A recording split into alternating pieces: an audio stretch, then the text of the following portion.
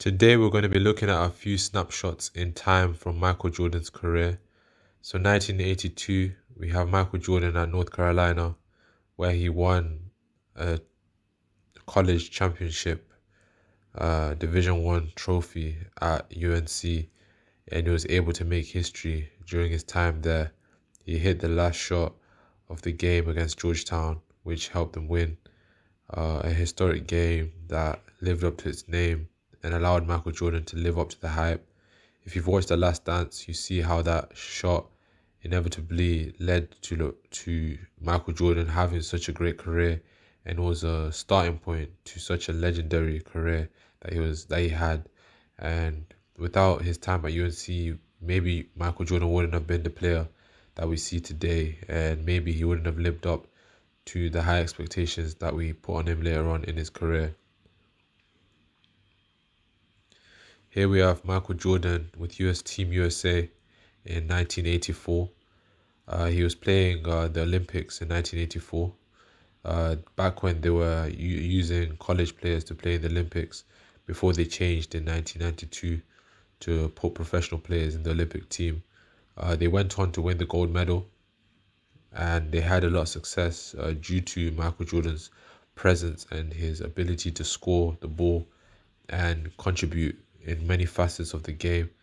He even played against some NBA players, and this was before he got into the NBA, and he showed NBA players why he was so highly coveted player at the time, and showed a lot of people why Michael Jordan was a name to recognize and to reckon with, because of his ability to score, pass the ball, rebound, defend, block shots, just an array of skills that he showed at the time, and a lot of people were put on notice.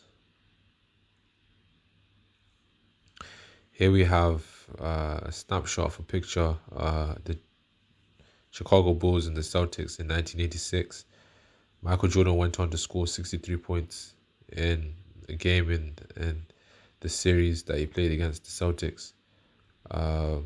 He was special. I've talked about this in a previous video, and it was a historic series, a historic game, and it went on to, I think, double overtime. So he was really just on his game, on his P's and Q's, and just was playing at a high level, a level that we hadn't seen before from a player. Till this day, no one scored a point total of 63 points in a playoff game. And it just shows us how exceptional Michael Jordan was playing at the time, and how he was just showing his peers why he was one of the best players in the world, and why we still recognize him today as number 2-3 Michael Jordan, one of the greatest of all time. Here we fast forward to the year 1991, where he won the championship, his first championship. He played the LA Lakers against Magic Johnson's LA Lakers.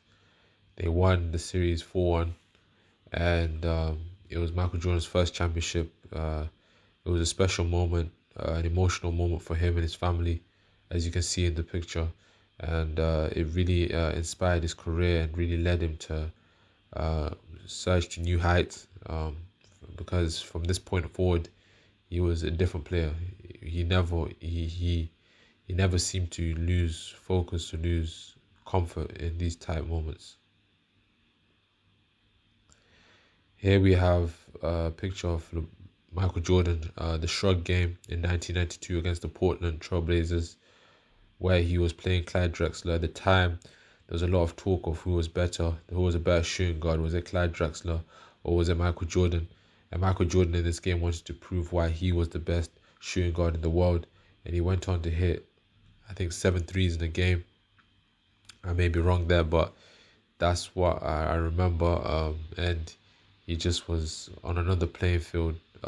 He described his experiences of that game as if the hoop just became bigger and bigger, and it just became so big that he could just splash as many threes as he liked. And I'm paraphrasing there, but that's the impression he gave off when he was making that statement. And it just seemed like he couldn't miss. and it was something, a sight to behold, if I may say so myself. And yeah, that was a huge moment of his in his career. Here we have Michael Jordan against Charles Barkley in the 1993 NBA Finals. He went on to win his first three-peat with the Chicago Bulls, and that was a very special moment in his career because he showed us that he was really special. He showed us that even though he had a great amount of pressure, because you have to understand, once you win one championship, you're expected to do it again sometimes. And that's double the amount of pressure than before. Once you win it twice, then there's 3 times the amount of pressure in the third time. Not many people are able to complete that three-peat because of the amount of pressure that's put on the team. And that may not affect the star player, but that can affect your teammates, that can affect your coaches. So to keep everyone on top of each other and just to keep the cohesion of the squad together during that period needs a leader. And I think Michael Jordan was the leader of the team, and he was able to lead his team to a third championship, and that it was something special, and still is special to this day. Here we have Michael Jordan in a snapshot in a season in 1996. They went on to win 72 games and only lost 10 games in this season. The second greatest regular season of all time. But it doesn't mean a thing if you don't win a ring, as they say. And Michael Jordan and his Chicago Bulls went on to win their fourth NBA championship, Michael Jordan's fourth, and it was a special moment for his team because they proved that they had one of the greatest teams of all time, or maybe the greatest team of all time, and it was a special moment for the team. It was a special moment for them. They played the Sonics, and they just proved that they were just different. They were just a level above everyone else, and they deserved to be up there in the rafters with the greats. So it was a special moment. Here we have Scottie Pippen, Michael Jordan, and Phil Jackson in 1997. Here they were playing a game against a team. I'm not too sure who. I think it was the Utah Jazz in the NBA Finals. They went on to win that finals appearance, the first matchup against the Utah Jazz, and won their back-to-back NBA championships. Michael Jordan and the Bulls' 5th championship. A special moment. Not many have won 5. You have Magic Johnson, you have Kobe Bryant, but at that time 5 was a special number, and now he needed one more to prove that he was better than the person he looked up to in Magic Johnson, to prove that he was the greatest. So let's wait and see. Here we have Michael Jordan again in the finals against the Utah Jazz in 1998. If you remember the last shot, it was a special moment which Michael Jordan started off with a steal on Karl Malone, which then led to him going up the court, getting the ball and going towards the basket and then pulling away and then shooting the ball and scoring. And that was a picturesque moment, an iconic moment, a moment that lives in the hearts of all of the players, all of the memories of us basketball fans, because it showed us that he was a level above. He was special.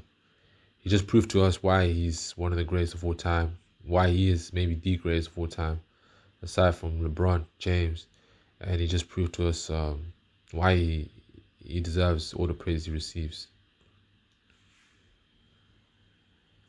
Now we have another moment, retirement. Michael Jordan is a special player. He retired twice, in fact. First being in 1993, 1994. He retired to play baseball for 1.5 years. And then he came back in 1995. And then he retired again in 1998 and stayed out the game for a while, I think until 2001. I may be mistaken. 2003, 2001, 2002, around that area. And he came back out of retirement and played with the Washington Wizards for 2 seasons. Unfortunately, they didn't make the playoffs, but that did not stay in his legacy. That just made him even better, because it showed us he could play at later ages, advanced ages, and just proved that he was one of the greatest of all time, or even the greatest. Thank you for watching the video.